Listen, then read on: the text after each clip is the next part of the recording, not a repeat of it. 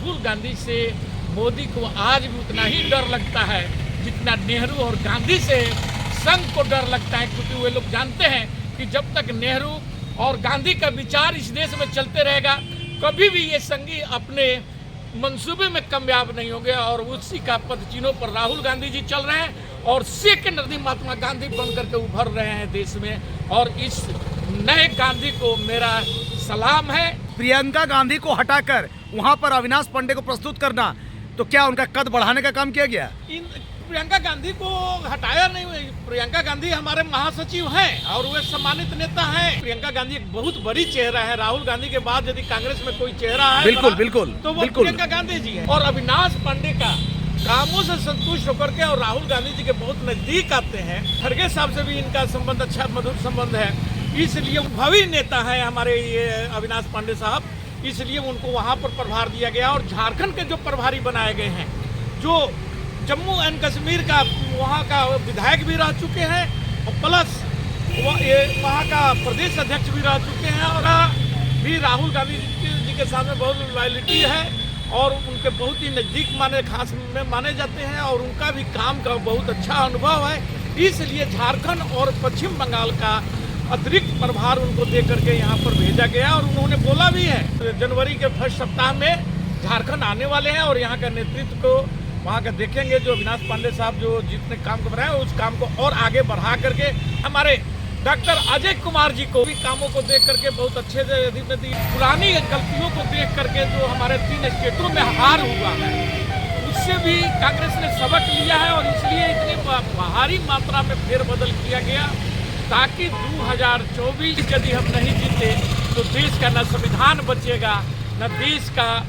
कोई हमारे एमयू बचेगा, यानी कि पूरे देश पर जो खतरा मंडरा रहा है। हिंदू राष्ट्र की ये लोग जो परिकल्पना कर रहे हैं, क्योंकि हमारा संविधान इस बात का कभी भी अलाउ नहीं करता है, क्योंकि हमारा संविधान ही निर्मित किया गया है धर्मनिरपेक्षता किया इंडिया अलायंस के लिए करो और मरो की स्थिति है। आप यही हाल भाजपा के भी साथ में है, क्योंकि मोदी जी का भी आप देखे होंगे बयान कि वे अपने कार्यकर्ताओं और अपने नेताओं को वो बोलते चल रहे हैं कि इस बार हमको 50% वोट लाना है, क्योंकि राजेश ठाकुर जी भी बहुत अच्छे नेतृत्व कर रहे हैं कांग्रेस के लिए। और अभी भी देखे होंगे कि 17 प्रवक्ता को बनाया गया है, अच्छे लोगों को स्थान दिया गया है और समय समय पर वो अभी अपना एडवाइस देते रहते हैं। आम कार्यकर्ताओं को भी, जैसे हम लोग छोटे मोटे कार्यकर्ताओं को भी उनका एडवाइस देते रहता है। लोग वे सांसदों को जिता करके और राहुल गांधी जी के हाथों को, खड़गे साहब के हाथों को मजबूत करने का हम लोग काम करेंगे। हमारे विभाग वक्ता रवि रंजन सिंह से जानते हैं कि आज कांग्रेस के राष्ट्रीय अध्यक्ष को अचानक ये स्थिति क्यों आन पड़ी कि तमाम राज्यों के प्रभारी का इतने बड़े फेरबदल, इसको किस रूप से आप देख रहे हैं? झारखंड के जो हमारे प्रभारी अविनाश पांडे साहब थे,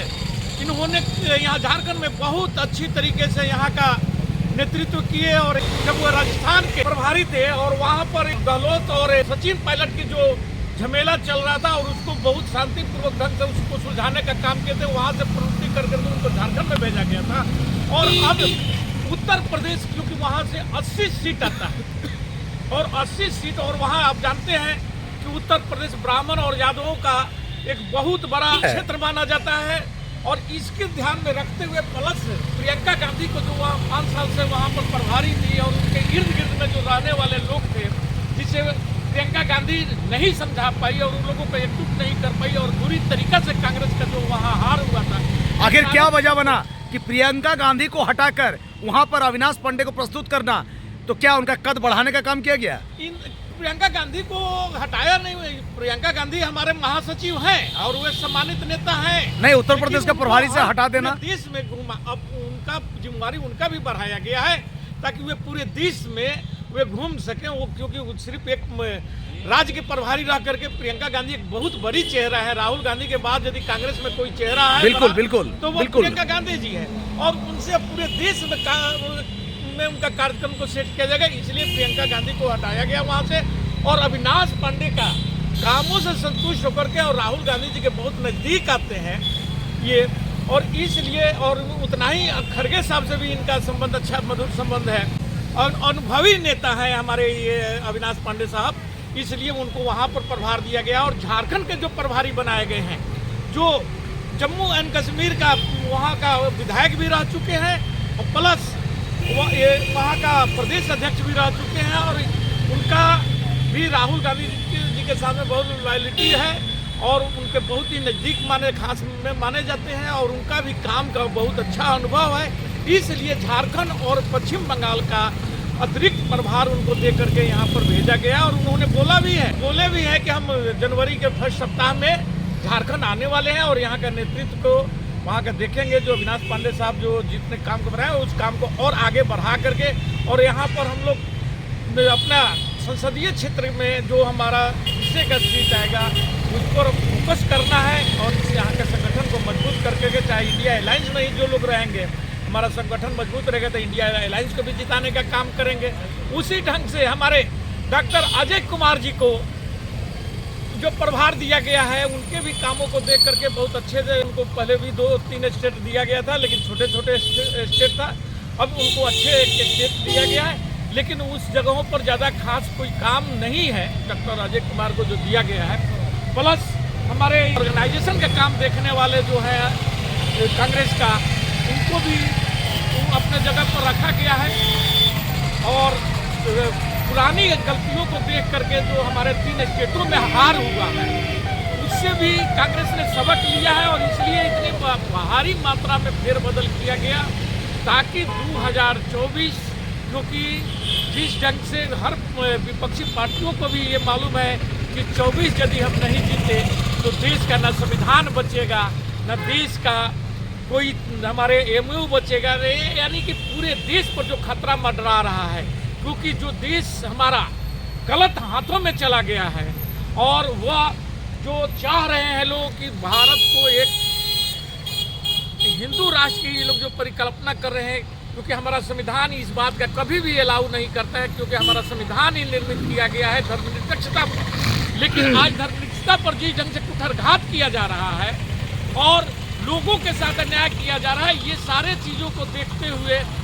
ये 2024 का चुनाव कांग्रेस हो या इंडिया अलायंस के लिए करो और मरो की स्थिति है। आप यही हाल भाजपा के भी साथ में है क्योंकि मोदी जी का भी आप देखे होंगे बयान कि वे अपने कार्यकर्ताओं और अपने नेताओं को वो बोलते चल रहे हैं कि इस बार हमको 50% वोट लाना है क्योंकि 37% अगले बार लाए थे और उनको मालूम है कि इंडिया अलायंस यदि एकजुट हो करके लड़ता है तो हम कभी भी जीत करके नहीं आएंगे। आपका राष्ट्रीय नेतृत्व जो अचानक तमाम राज्यों में प्रभारियों का जो फेरबदल हुआ ये निश्चित तौर पर मील का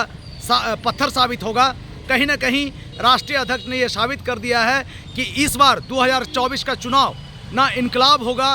ना जो जिंदाबाद होगा, ना मुर्दाबाद होगा, सिर्फ इनकलाब होगा। और इसी आशय के साथ एक अहम सवाल रवि रंजन जी आपसे कि पूर्व हमारे जो प्रभारी रहे अविनाश पांडे जी, कहीं ना कहीं उनका उपस्थिति झारखंड में बहुत कम रहा। ठाकुर जी जो आपके हैं, माफ़ कीजिएगा, तो ठाकुर जी जो प्रदेश अध्यक्ष हैं, कहीं ना कहीं झारखंड के कांग्रेसी नाराज नजर आए। अब पारी खेलेंगे मीर साहब, झारखंड के जितने भी कांग्रेसी हैं किस रूप में इसको देखेंगे? देखिए ये बात सही नहीं है कि अविनाश पांडे जी नहीं, ये तो सही है कि हमारे अविनाश पांडे जी का उपस्थिति झारखंड में बहुत कम रहा और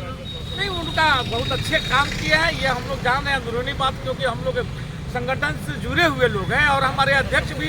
बहुत अच्छे काम कर रहे हैं, इसमें दो मत नहीं है। और देखिए जब जितनी बड़ी पार्टी होती है, जितने बड़े घर होता है और उसमें छोटा मोटा कोई झमेला यदि चलता है तो ये होता है, ये इससे हमारा कांग्रेस में कोई बड़ी दरार नहीं है। झारखंड में सब लोग एकजुट है और एकजुट करके हमारे अविनाश पांडे साहब भी छोड़ कर गए हैं और राजेश ठाकुर जी भी बहुत अच्छे नेतृत्व कर रहे हैं कांग्रेस के लिए। और अभी भी देखे होंगे कि 17 प्रवक्ता को बनाया गया है, अच्छे लोगों को स्थान दिया गया है और समय समय पर वो अभी अपना एडवाइस देते रहते हैं आप कार्यकर्ताओं को भी, जैसे हम लोग छोटे मोटे कार्यकर्ताओं को भी उनका एडवाइस मिलते रहता है और काम बहुत अच्छे हैं। और हमें उम्मीद है कि जो भी हमारे हिस्से का अलायंस में हिस्सा जो भी मिलेगा हम लोग वे सांसदों को जिता करके और राहुल गांधी जी के हाथों को, खड़गे साहब के हाथों को मजबूत करने का हम लोग काम करेंगे। जय हिंद, जय भारत।